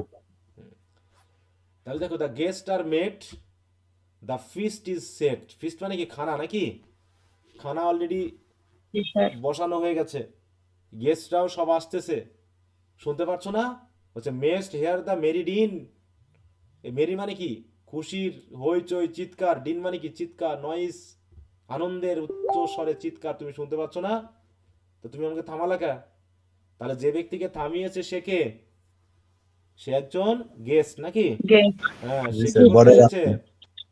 বিয়ের দাওয়াত ওয়েডিং খেতে অ্যাটেন্ড এসেছে। করতে। তো একসাথে তিনজন আসছিল, কিন্তু অ্যানশিয়েন্ট ম্যারিনার একজনকে অলরেডি তার সম্মোহনী শক্তি থামো। দিয়ে, হ্যাঁ, একজনকে থামিয়ে ফেলেছে। তারপরে এইগুলো দেওয়ার উদ্দেশ্য হলো ন্যাচারাল এবং সুপারন্যাচারাল এলিমেন্টগুলোকে পাশাপাশি এমনভাবে বসানো যাতে সুপারন্যাচারাল বিষয়গুলোকে ন্যাচারাল মনে হবে। এই জন্য তিনি ন্যাচারাল ঘটনাকে দিয়ে শুরু করেছেন এবং মাঝে মাঝে তিনি ন্যাচারাল সেটিং নিয়ে আসছেন, কিন্তু তার মূল টপিকটা হচ্ছে সুপারন্যাচারাল। আর সুপারন্যাচারাল এলিমেন্টগুলোকে এমনভাবে ডিল করবেন ন্যাচারাল এলিমেন্টের সাথে যে সুপারন্যাচারাল বললে মনে হবে কিছুই মনে হবে না, মনে হবে সবই যেন ন্যাচারাল ছিল। এটা হচ্ছে তার বিশেষত্ব। কি কথা বুঝতে পারছো? জি স্যার। জি স্যার। জি তো যাই স্যার। হোক, তাই বলছে he holds him with his skinny hand. এই কথা যেই বলেছে অমনি লোকটা তার কঙ্কালসার হাত দিয়ে তাকে ধরছে। ঠিক আছে তো? হোল্ড মানে কি? ধরা। ধরা। ধরছে, যাইও না। ধরেই বলতেছে কি, দেয়ার ওয়াজ আ শিপ কোট হি, কোট কোট মানে কোট মানে সে, তাহলে সেইড হি, সে বলল কি একটা জাহাজ ছিল। এই কথা শুধু বলেছে, আর গেস্টটা রেগে গিয়ে বলতেছে হোল্ড আপ, মানে কি ছেড়ে দাও আমাকে। হ্যাঁ, আনহ্যান্ড মি, আনহ্যান্ড মি মানে কি? হুম, আমার ছেড়ে হাত দাও। ছেড়ে ছেড়ে দাও। দাও। হাত ছেড়ে দাও আমার। হোল্ড অফ, হাত ছাড়ো, ছাড়ো আমাকে। গ্রে বেয়ার্ড লুন, হয়তো পাকা দাঁড়িয়ালা। লুন মানে কি? অভদ্র। হ্যাঁ, দুষ্ট, রোগ, তাই তো, খারাপ অভদ্র। লোক। দেখো লুন, এই তো আবার হাঁস টাস চলে আসছে। দেখি কি দেয়। এই যে আসিলি, পুলিশ পার্সন, বোকা লোক, অভদ্র লোক, এটা বলতে ব্যবহার করা হয়। ঠিক আছে? হুম, তা বলছে দুষ্ট, অভদ্র লোক কোথাকার, ছাড়ো আমারে। এরকম করে তাকে হাত ঝাড়া দিয়ে বলছে। আর এই কথা যেই বলছে, ইপসুন হিজ হ্যান্ড ড্রপড হি, তৎক্ষণাৎ। ইপসুন মানে কি? তৎক্ষণাৎ। কি হলো? হাতটা ছেড়ে দিল লোকটা। ছেড়ে দিল। হুম, হি হোল্ডস, এবার তাকে হাত দিয়ে ছেড়ে দিলেও, মানে হাত থেকে ছেড়ে দিলেও সে কি করলো, তাকে তাকে কিন্তু ধরেই রাখলো, হোল্ড করে রাখলো, মানে থামিয়েই রাখলো। কি দিয়ে? উইথ হিজ গ্লিটারিং আই, তার সেই চকচকে জল জল চোখ দিয়ে তার দিকে এমনভাবে তাকিয়েছে যে লোকটা অলরেডি কি হয়ে গেছে, তার, থমকে দাঁড়িয়েছে। হ্যাঁ, থমকে দাঁড়িয়েছে, মানে তার এই জাদুকরি মিস্ট্রিয়াস, তাই তো, পাওয়ারে সে থেমে গেছে। এবং কি হলো, the wedding guest stood still. এবং উইডিং গেস্টের আর কিছু না বলে চুপ হয়ে গেল, একদম স্থির হয়ে গেল। And listen like a 3 years child. এবং ল্যানসেন মেন্টের কথা শুনতে থাকলো কেমন ভাবে? ঠিক 3 বছরের 3 বছরের বালকের মতো। বালক যেমন গল্প গল্প শুনে, দাদুর গল্প শুনে এরকম করে শুনতে থাকলো। কারণ কি? The mariner hath his will, কারণ ম্যারিনার তার উপরে তার ইচ্ছাটাকে অলরেডি আরোপ করেছে। আচ্ছা, এমন তার ক্ষমতা, যে ক্ষমতা দিয়ে কি করেছে, ওই লোকটাকে সে আটকে ফেলেছে। অতএব ওই লোকটা এখন যা বলবে, ম্যারিনার যা বলবে, লোকটাকে তাই করতে হবে, কারণ তার ইচ্ছাকে সে স্যার অলরেডি হিপনোটাইজ বশ, করছে। হ্যাঁ ওই তো হিপনোটাইজই বলতে পারো। সে অলরেডি বশ মানিয়ে ফেলেছে। ঠিক আছে? তো যাই হোক, তা বলছে the wedding guest sat on a stone. তখন উইডিং গেস্ট কোথায় বসলো? কি করে? পাশে একটা পাথরের স্তূপ উপর। ছিল, সেখানে বসে পড়লো। কারণ কি? He cannot choose but hear, কারণ তার কথা শোনা ছাড়া আর কোনো গতি নাই, নাকি? হ্যাঁ, আর কোনো গতি নাই, কারণ তাকে অলরেডি বশ মানিয়ে ফেলেছে। অ্যান্ড দ্য স্পেক, আর এভাবে, স্পেক মানে কি? Spoke on that ancient man, আর এভাবেই বৃদ্ধ লোকটা তার কথা বলা শুরু করলো। দ্য ব্রাইট আইড ম্যারিনার, তাহলে ম্যারিনারকে কি কি কি বলা হচ্ছে? Bright, bright bright eyes. Light. Bright eyed bright eyed mariner. Skin. কারণ ব্রাইট আইড কেন বলা হচ্ছে? কারণ হিজ আইজ আর গ্লিটারিং, কুঠুরির ভিতরে চোখগুলো কেমন জল জল করছে, চকচক করছে। এই জন্য বলছে ব্রাইট আইড ম্যারিনার তার কথা শুরু করলো। কি দিয়ে শুরু করলো? বলছে দ্য শিপ ওয়াজ চিয়ার্ড, ওই যে এক জাহাজ ছিল, সেই জাহাজের গল্পটা সে শুরু করলো। বলছে the ship was cheered, the harbour cleared. হ্যাঁ, চিয়ার্ড মানে কি? শিপ চিয়ার্ড মানে কি? মানে জাহাজে সবাই খুবই খুশি, উত্তেজিত, নাকি? নতুন খুশি। একটা যাত্রা তারা শুরু করতে যাচ্ছে। আর হারবার মানে কি? যেখান থেকে জাহাজ বন্দর। থামে, পোতাশ্রয়, নাকি? হ্যাঁ, উদাশ্রয়। যেখানে জাহাজ কি হয়, থামে, উঠা যাত্রী হয়। ওঠানামা করে আবার চলে যায়, তা সে হারবারও হচ্ছে clear. And merrily did we drop, আর খুব খুশি মনে আমরা মোটামুটি ড্রপ করলাম। কি ড্রপ করলাম বলো? এখানে ড্রপ বলতে কি কি বোঝায়? জাহাজ ছাড়া হলো সেটা হ্যাঁ, কি? জাহাজটা ছাড়া হলো। জাহাজটাকে আমরা ছেড়ে দিলাম। ড্রপ কেন বলা হচ্ছে? কারণ সমুদ্রের দিকে যাওয়া বোঝাতে ডাউনওয়ার্ড ভাবা হয়, ঠিক আছে? তো আমরা ড্রপ করলাম কোথায় কোথায়? Below the kirk, below the hill and below the lighthouse top. আমাদের জাহাজ চলতে শুরু করলো কি কি দিয়ে? কি কি? কার্ক মানে কি? চার্জ। চার্চ, তাই তো? হয়তো ওই নদীর পাশে একটা চার্চ আছে, সেই চার্চের পাশ দিয়ে, মানে হয়তো ডাঙ্গায় চার্চ সৈকতে, আর জাহাজ তো চলতেছে সমুদ্র পথে। তাই below the kirk, below the hill and below the lighthouse top, ওই বিলো দিয়ে কি হলো? তাদের জাহাজ চলতে শুরু করলো, তাই তো? The sun came up upon the left, আর যখন তারা যাচ্ছিল তখন সূর্য কোন দিক থেকে উঠলো? বাম দিক থেকে। বাম দিক থেকে সূর্য ওঠা মানে তাহলে তারা কোন দিকে যাচ্ছে বলো তো? সাউথের দিকে। দেখো এই জায়গায় যদি আমরা একটু ম্যাপটা খেয়াল করি, আমরা একটা ম্যাপ দেখছিলাম না এর আগে?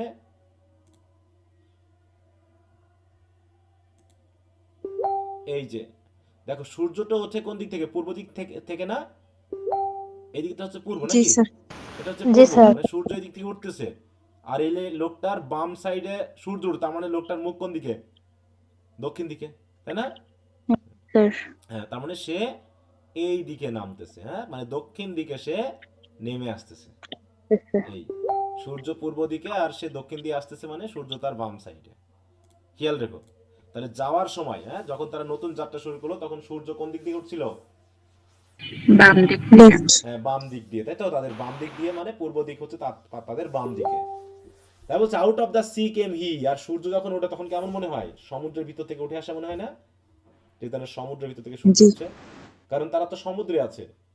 আর সমুদ্রে যখন তুমি সব ছেড়ে যখন সমুদ্রের দিকে চলে যাবা, তখন চারিদিকে শুধু পানি আর পানি মনে হবে, ঠিক আছে তো? আর যখন সূর্য উঠবে বা কোনো কিছু উঠবে, মনে হবে যেন পানির নিচ থেকে সে উঠে আসতেছে। তাই বলছে কি out of the sea came he and he শোন ব্রাইট। হি মানে কে এখানে? হিটাকে সূর্য। সূর্য। নাকি? হ্যাঁ, সূর্য কি করছে? শোন bright and on the right went down into the sea, এবং ডানের দিকে সূর্যটা ডুবে গেল। তাহলে উঠতেছে বাম দিক দিয়ে আর ডুবতেছে কোন দিক দিয়ে বলো? ডান দিকে। ডান দিক দিয়ে, তাই তো? বাম দিক দিয়ে উঠে ডান দিক দিয়ে ডুবে যাওয়া, তার মানে পশ্চিমে অস্ত যাওয়া। তার মানে আমরা যাচ্ছি হচ্ছে দক্ষিণ দিকে। Very good. Higher and higher every day, প্রতিদিন সূর্য উঠতো, তাই তো? আবার চাঁদও উঠতো। তাহলে সূর্য ততক্ষণ পর্যন্ত থাকতো till over the must at noon. তাহলে সূর্য একদম মাস্ট বরাবর উঠতো। মাস্ট মানে কি? মাস্তুল। হ্যাঁ, মাস্তুল কি জিনিস? জাহাজের মাস্তুল। সেটা যে আবার কি জিনিস? জাহাজের সেটা আবার কি জিনিস? আচ্ছা, যেটার উপর থেকে ওই যে যে দূরের পাল দেখার তোলা জন্য যায়। এই ব্যবহার যে করতো। এইরকম বিদ্যুতের খুঁটির মতো, হ্যাঁ, বৈদ্যুতিক তার লাগানোর মতো খুঁটির মতো, যেখানে এই যে পালগুলোকে আটকে দেওয়া হয় নাকি? এইগুলো হচ্ছে মাস্তুল। এগুলো হচ্ছে মাস্তুল। এই যে লাঠিটা, হ্যাঁ, স্তম্ভটা হচ্ছে মাস্তুল। তাহলে সূর্য উঠে ঠিক সূর্যটা মাস্তুল বরাবর গিয়ে দাঁড়াতো। মানে সূর্য আমাদের মাথার উপরে থাকে যখন, তখন আমার এলাকার কয়টা বাজবে বলতো? 12টা। 12টা। হুম। তাই বলছে প্রতিদিন এইভাবে সূর্যটা উঠতে উঠতে উঠতে উঠতে উঠতে একদম আমার মাথার উপরে চলে আসতো। এই কথা কিন্তু সে বলছে, হ্যাঁ, এই কথা বলে আবার থেমে গেল। তো কোটেশন মার্ক খেয়াল করবা, এই কথা সে শেষও করতে পারেনি। দেখো, অ্যাট নুন বলে একটা ড্যাশ, ড্যাশ মানে কি? কথা ইনকমপ্লিট, থেমে গেছে। কিছু কথা এখনো বাকি আছে। ইনকমপ্লিট। হ্যাঁ, তো এই মুহূর্তে হঠাৎ করে উইডিং গেস্ট কি বলছে? The wedding guest here beat his breast, সে তার বুক চাপড়াচ্ছে। কারণটা কি? হুম, সে যেতে পারছে না। হ্যাঁ, সে যেতে বিয়ের পারছে গন্ধ না হচ্ছে। তাই। দেখো কারণ কি? For he heard the loud bassoon, কারণ সে উচ্চ স্বরে ব্যাসনের বাজনা শুনতে পাচ্ছে। ব্যাসন আবার কি জিনিস? কাঠের বাঁশি। ব্যাসন, হ্যাঁ, এই যে এই বাঁশি, আমরা এটাকে কি কি বলে থাকি? বিয়েতে বাজানো হয় সানাই নাকি? স্যার। সানাইয়ের মতো বাঁশি বাজতেছে, হ্যাঁ, আর গেস্ট ভাবতেছে হেই যে বিয়ে শেষ হয়ে গেল গো, বিয়ে শেষ হয়ে গেল, আমি কখন যাব, এই বলে সে বুক চাপড়াচ্ছে, ঠিক আছে? বুক চাপড়াচ্ছে। স্যার এখানে ন্যাচারাল আর সুপার ন্যাচারালের মধ্যে একটা ধাক্কাধাক্কি হচ্ছে। হ্যাঁ, ধাক্কাধাক্কি তো হবে। ওই জন্য তো বললাম যে তিনি ন্যাচারাল এবং সুপারন্যাচারাল এমনভাবে দিবেন যে মনে হবে যেন পুরোটা ন্যাচারাল। ঠিক আছে তো? তো এইটা জি কিন্তু বড় প্রশ্ন, এটা একটা ব্রড কোশ্চেন। হ্যাঁ, এই দেখো যদি একটু খেয়াল করো, গতবার এবার কি পরীক্ষা এসেছে কি জানি এখান থেকে আছে সেট সাজেশন কারো হাতের কাছে? জি স্যার আছে। হ্যাঁ, দেখো তো কি আসছে এবার রোমান্টিক পোয়েট্রি এখান থেকে।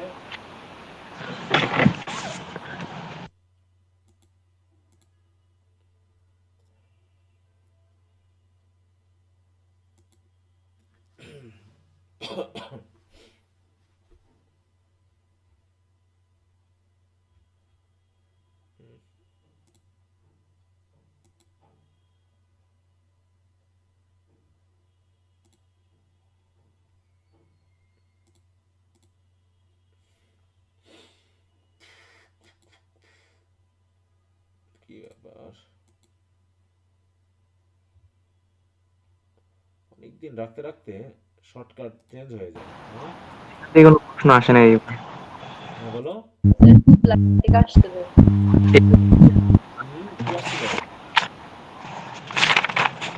জন ডোয়ান থেকে আসছিল, কুবলাকান থেকে আসছিল। হ্যাঁ, কুবলা খান থেকে দিয়েছে। হ্যাঁ, ওই দুই জায়গা থেকে আসা যাবে না, তো একবার এদিক থেকে আসলো, দিক দেখি তো এখানে আসলে। এবার তাহলে তোমাদের এখান থেকে আসবে। সেবার তো কুবলা খান ভাইয়া।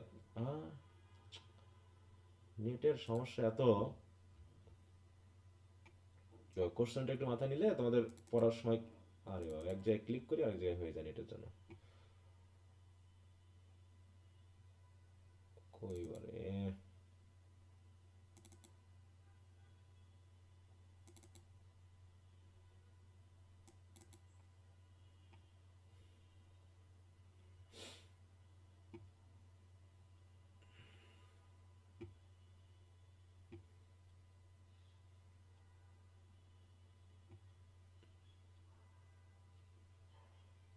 দেখো এই যেখানে একটা ইয়া আছে, এই যে 2023 সালে আসছে। হ্যাঁ, mingle the natural and super natural in the poem, এইটা। আর প্রশ্নটা কি কি আসছে এবার কুবলা খান থেকে? স্যার এবারে যে কুবলাকান থেকে আসছে একটা প্রশ্ন। প্রশ্নটা কি? How is the poem Kubla Khan rooted in the romantic thought and imagination? Hmm, এই যে কুবলা খান, হ্যাঁ, Kubla Khan is a product of sheer fancy, এটাই ওইভাবে একটু ঘুরিয়ে দিয়েছে এই কোশ্চেনটা। ঠিক আছে, স্যার ফ্যান্সি। পার্ট বি এও কোনো প্রশ্ন আসে না এখান থেকে, কুবলাকান থেকে আসছে। হুম, তাহলে তোমাদের এবার এই যে উইলিং সাসপেন্স, এই যে এটা, হ্যাঁ, allegory of crime punishment and redemption বা অ্যালেগরিক্যাল সিগনিফিকেন্স, এটা অথবা ন্যাচারাল আর সুপারন্যাচারাল এলিমেন্টের যে মিনিং, এই দুটা কিন্তু এখানে গুরুত্বপূর্ণ। কারণ 2023-এ যেহেতু এসেছিল ইয়া থেকে, রাইম অফ দ্য অ্যালসেমার থেকে, তাই পরে দিয়েছে কুবলা খান থেকে। এটা এখন যেহেতু কুবলা খান থেকে এসেছে, তাহলে ওটা এখান থেকে দুটার মধ্যে কোশ্চেন একটা আসার সম্ভাবনা আছে। তো যাই হোক, সমস্যা না। তাই এটা একটু খেয়াল রাখবা যে দেখো, তোমাকে কিন্তু এক্সাম্পল দিতে হবে তখন, হ্যাঁ, ন্যাচারাল এবং সুপারন্যাচারাল মিংলিংটা কোথায় গিয়ে হচ্ছে। দেখো, ওর বর্ণনা করতে করতে হঠাৎ করে আবার সেই বিয়ের বাজনা বিষয়টা নিয়ে চলে আসতেছে। যাই হোক, the bride had paced into the hall. Bride মানে কে? বউ। বউ, তাই তো? হ্যাঁ, বউ কি করছে? বউ হলে বলে প্রবেশ করছে। হ্যাঁ, রেড হলে অ্যাজ দ্য প্রবেশ রোজ করেছে। Is she. সে কেমন ড্রেস পরেছে? লাল। গোলাপের মতো লাল। হ্যাঁ, গোলাপের মতো। আর সে সে যখন যাচ্ছে, লোডিং দেয়ার হেডস বিফোর হার গোজ, যখন সে যাচ্ছে তখন সবাই মাথা ঝাঁকিয়ে সম্মান জানাচ্ছে। কারা? The merry minstrelsy. ঠিক আছে তো? মিন্স ট্রেলসি বলতে কি বোঝানো হচ্ছে? কাদেরকে জানাচ্ছে? যারা যারা বাদ্য ওরা যে বাদ্য বাদ্যযন্ত্র বাজাচ্ছে, ওরা কি করছে? আমাদের কোণে যাচ্ছে আর তারা বাজনা বাজাচ্ছে আর কুর্নিশ করে তাকে সালাম করতেছে, তাই তো? হুম, এই যে এরকম বাদ্য এই যে বাদক দল, হ্যাঁ, এরকম একসাথে বাদক দল বাজনা বাজাচ্ছে। কি বিয়েতে এখন, আগে খুব নিত, এখন অবশ্য কম নেয়, তবে হিন্দু সমাজের বিয়েতে এখনো বাজনা টাজনা নেওয়া হয়, তাই না? নেওয়া হয় না? জি হ্যাঁ স্যার, স্যার। হিন্দুদের দেখা যায়। ওইরকম সে বাজনা বাজাচ্ছে আর মনে করো বউ যাচ্ছে, আর বাজনা বাজাচ্ছে না, তারে তারে নাচতেছে আর তারা তার মানে কর্নিশ করতেছে, হ্যাঁ, সম্মান জানাচ্ছে। স্যার টেস্ট মানে কি? টেস্ট? কোন টেস্ট? স্যার এই যে পেস্ট ফার্স্ট পেস্ট লাইনে ও পেস্ট মানে পেস, পেস, হ্যাঁ পেস। পেস মানে কি? পেস মানে কি বলো তো? পেস মানে এন্ট্রি হচ্ছে, নিল। হ্যাঁ, লম্বা গতি। লম্বা পা মেলে হাঁটা।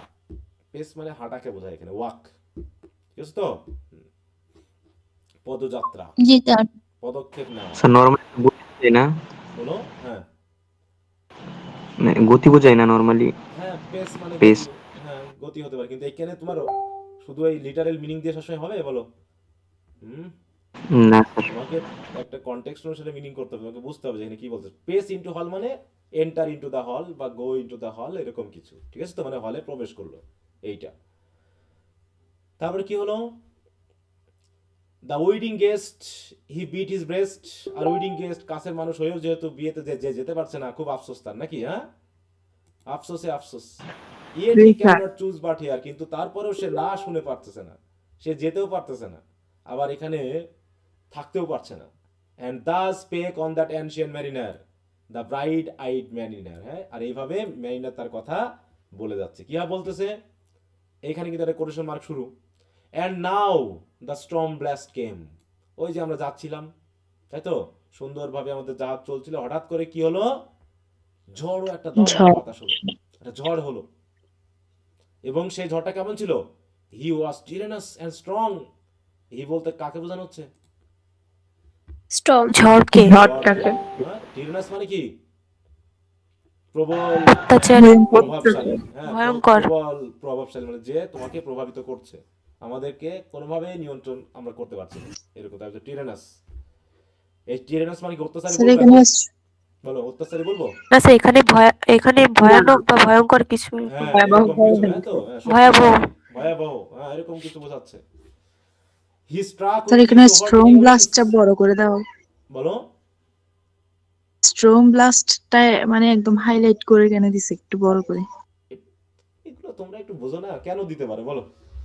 হুম, স্যার এটাকে একটু এমফাসাইজ স্পেসিফিক করছে করে এই দাও। জন্য। সে হয়তো বলার সময় এটাকে একটু কি করেছে? এমফাসাইজ করছে হ্যাঁ, এই এমফাসাইজ জন্য। করে বলেছে, যাতে And guest, now the storm blast হ্যাঁ, comes. এরকম করে হয়তো টেনে জোরে বলেছে, তাই না? হ্যাঁ, তো তার জন্য। স্যার আমার বইতে তো নাই, বড় করে দেওয়া আর কি। ওহো, একটু বুঝে নাও, সব বই তো সব রকম থাকে না, ঠিক আছে তো? টেক্সট যেখানে পাওয়া যায় পোয়েট্রি ফাউন্ডেশন বা এগুলোতে যেমনটা লেখা থাকে টেক্সট সেইভাবে দেয়, আর আমরা যখন বইগুলো হাতে পাই সবসময় এরকম থাকে না। এটা নিয়ে তো টেনশন করার কিছু নাই, আছে? বলো, এটা নিয়ে তো টেনশন করতে আছে। হবে না, কোনো টেনশন করার কিছু নাই, পড়ে যাও, এর জন্য বিশেষ কিছু ঘটবে না। তাই বলছে he struck with his overtaking wings. সে তার ওভারটেকিং উইংস মানে কি? উইংস মানে কি? এখানে তার কি ঝড়ের কি পাখা আছে, নাকি তার যে না প্রভাব, স্যার। ধাক্কা বোঝাচ্ছে, স্যার ফোর্স বোঝাচ্ছে, কোনটা? ফোর্স বোঝাচ্ছে, ফোর্স গতি। বা গতি, এটা দিয়ে সে আমাদের জাহাজকে আঘাত করলো। And chased us south along, এবং আমরা যে সাউথের দিকে যাচ্ছিলাম সেই দিকে আরো তাড়িয়ে নিয়ে চললো। তাড়িয়ে নেওয়া মানে কি? দ্রুত সেদিকে নিয়ে চলে যাওয়া, হ্যাঁ, ফোর্সফুলি সেদিকে চালিয়ে নিয়ে যাওয়া। আমরা ধীরে ধীরে যাচ্ছিলাম, সাউথ পোলের দিকে যাচ্ছিলাম, কিন্তু সে আমাদেরকে আরো দ্রুত তাড়িয়ে নিয়ে গেল সাউথের দিকে, ঠিক আছে তো? তোমরা এই যে এই প্যারাফ্রেজগুলো একটু পড়বা, ঠিক আছে? তাহলে আরো ভালো হবে। আমি এগুলো পড়ছি না, তোমরা পড়বা, সেটা দিয়ে দিব। আর তখন কি ঘটনা ঘটলো? মনে করো সমুদ্রে যখন জাহাজ আছে, পিছন থেকে যখন ধাক্কা দেওয়া হচ্ছে জাহাজকে, হ্যাঁ, তখন কেমন হবে? জাহাজ সমানভাবে চলবে নাকি মাথার দিকটা পানির ভিতরে ঢুকে যাওয়ার মতো অবস্থা হবে বলো তো? যুগের মাথার মতো দিকে। অবস্থা। হ্যাঁ, কারণ সামনের দিকের পানির ঢেউ তাকে আঘাত করতেছে, আর এদিকে বাতাস তাকে পিছন থেকে ধাক্কা দিচ্ছে, তাই মিলে হচ্ছে কি, মনে এখনই ডুবে যাবে। টাইটানিক যেমন হয়েছিল না ঘটনা, জি স্যার। মাথার দিকে ডুবে যাওয়ার মতো অবস্থা হয়। দেখো, আমরা যদি একটু দেখি কেমন সিচুয়েশনটা হবে। সবাইকে শুনতে পাচ্ছ আমাকে? জি হ্যাঁ স্যার। স্যার। জি জি স্যার। স্যার শোনা যাচ্ছে।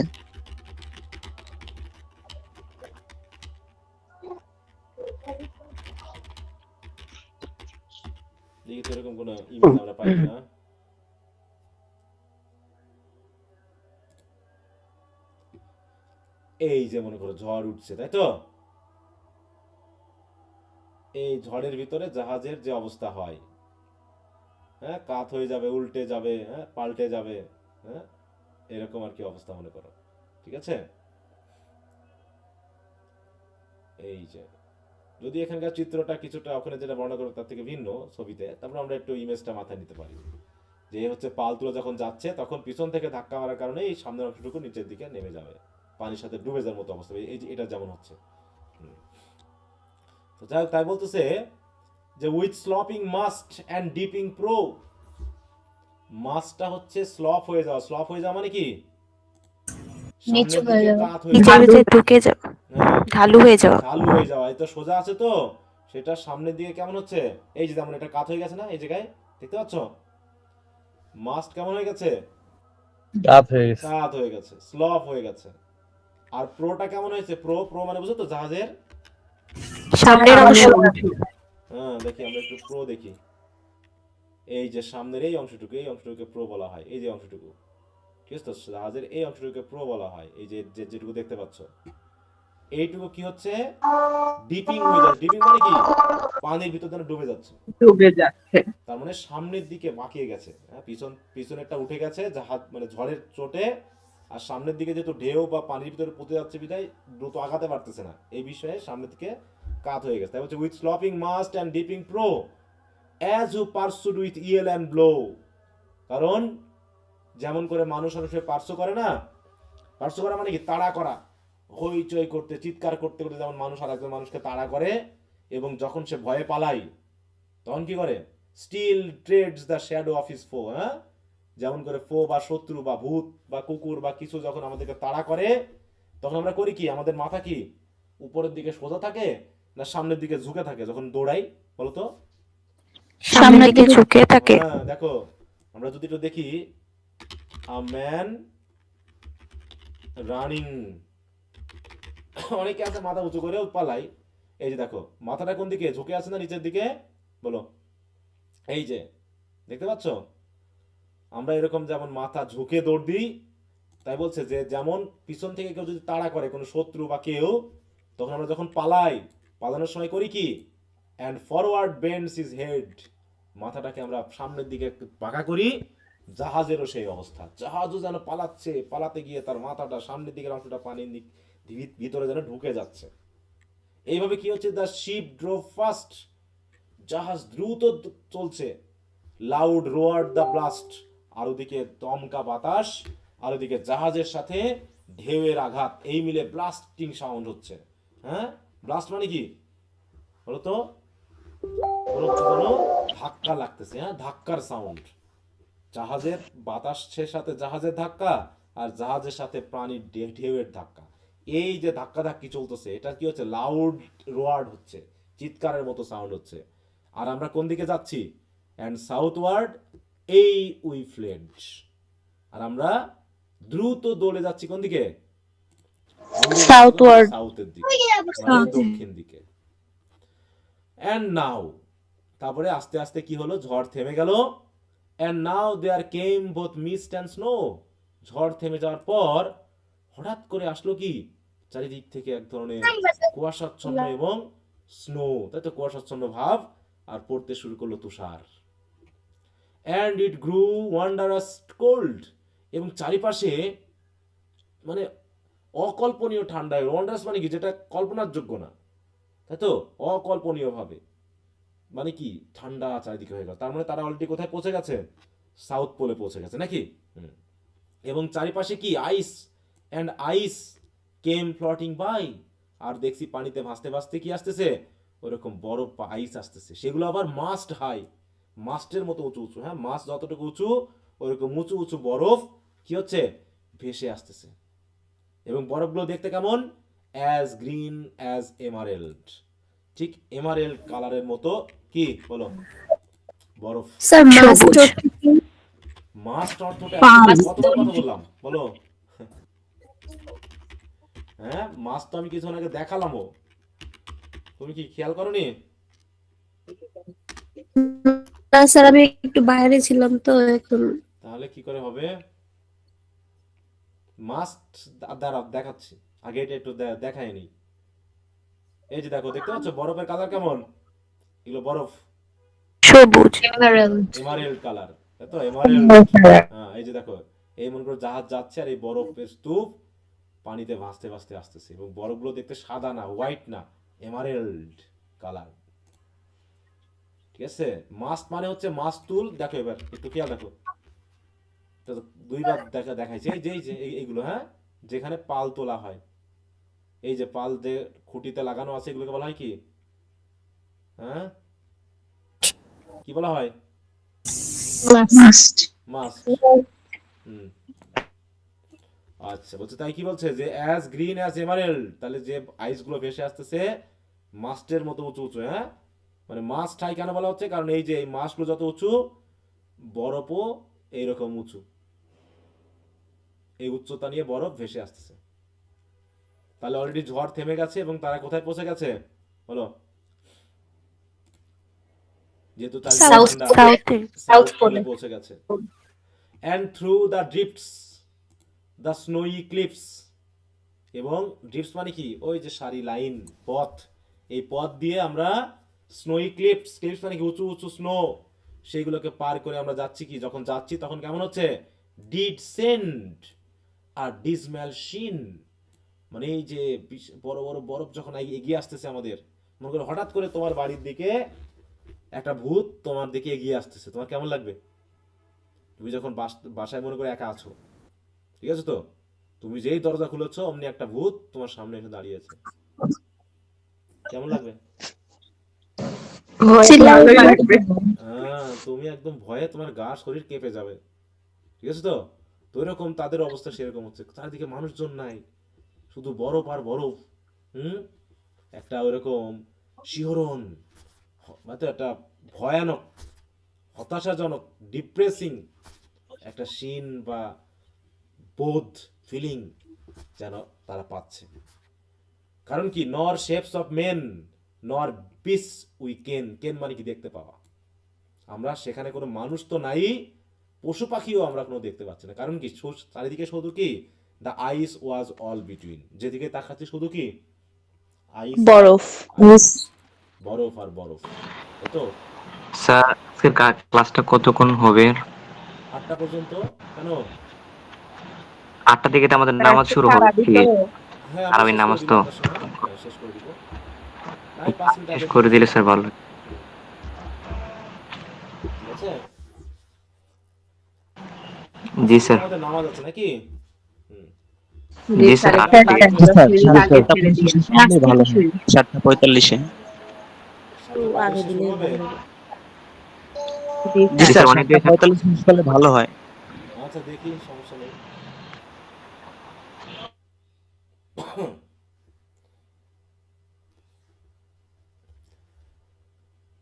তারপর বলছে the ice was here, the ice was there, নাকি? চারিদিকে শুধু আইস আর ice, the ice was all around, চারিদিকে শুধু কি? আইস আর বরফ। আইস। তাহলে কি হবে এখন? ঘটনা কি ঘটবে? ধাক্কা লাগবে বোধহয় স্যার। হ্যাঁ, টাইটানিকের মতো ধাক্কা লেগে মনে গেল নাকি? তার একটু আমাকে 1 মিনিট সময় দাও তো।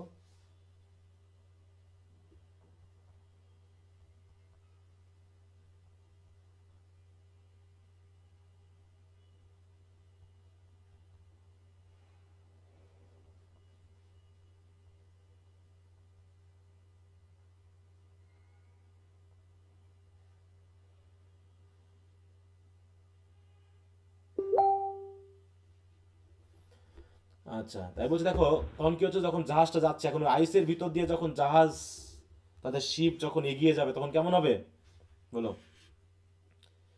বরফ ফাটতে ফাটতে যাবে না বলো? হুম। জি স্যার। জি জি আমরা স্যার। বলি দেখো, আ শিপ সেইলিং থ্রু আইসি ওয়াটার, এই যে মনে করো চারিদিকে আইস আর আইস, হ্যাঁ, এই যে দেখো আইসের ভিতরে যখন যাচ্ছে কেমন অবস্থা হবে বলো? বড় और ফাটতে कुछ ফুটে যাবে মাঝখান দিয়ে।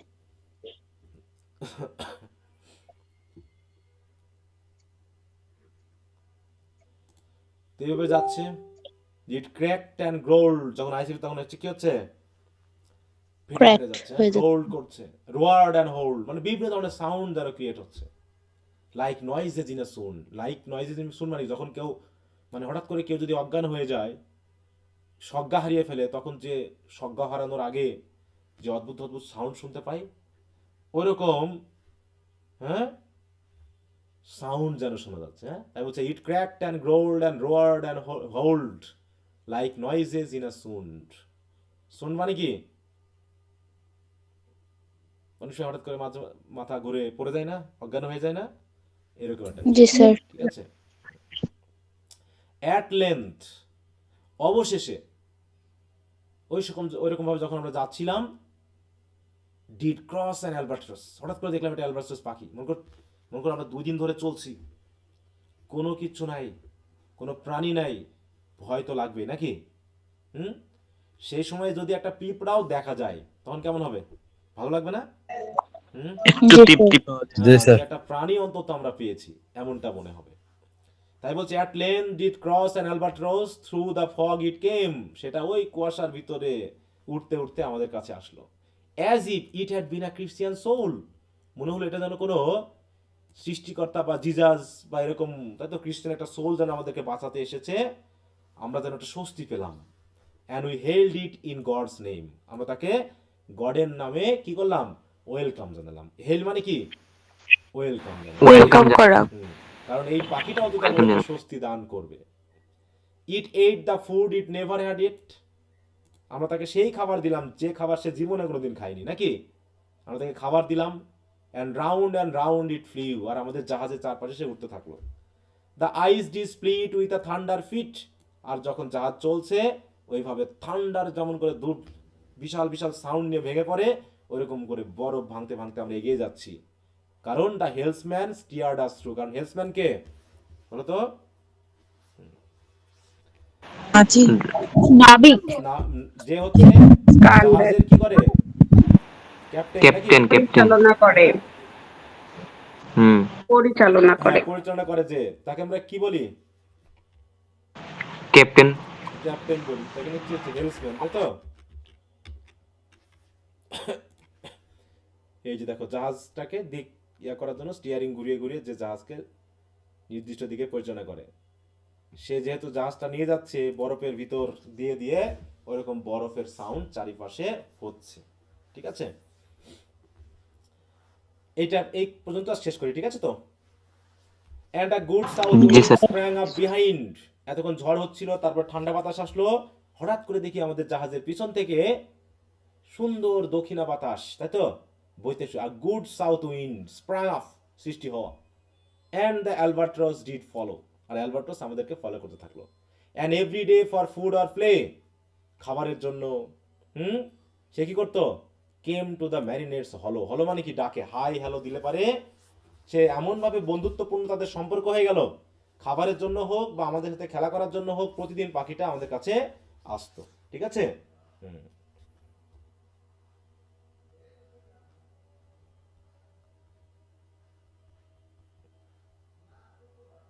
বুঝতে পেরেছো? জি স্যার। জি স্যার।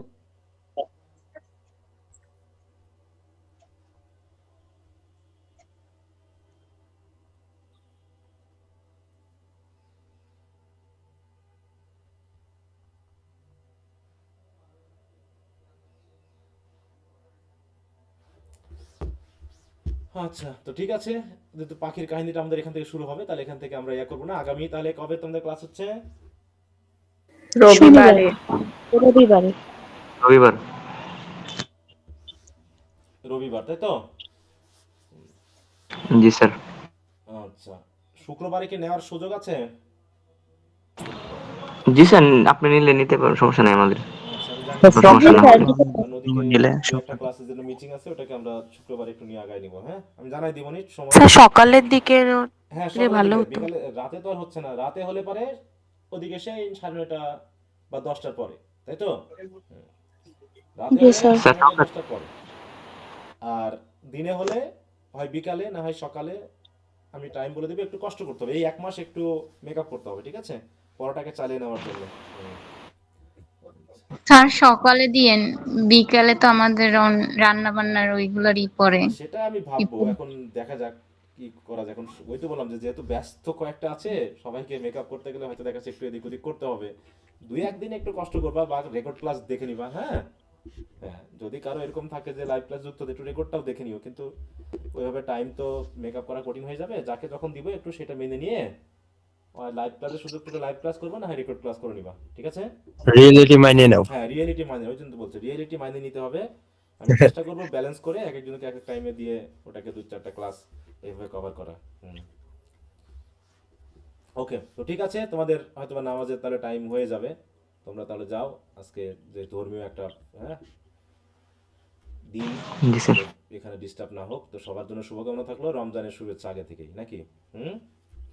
আচ্ছা, সবাই আসসালামু আলাইকুম। ওয়ালাইকুম আসসালাম।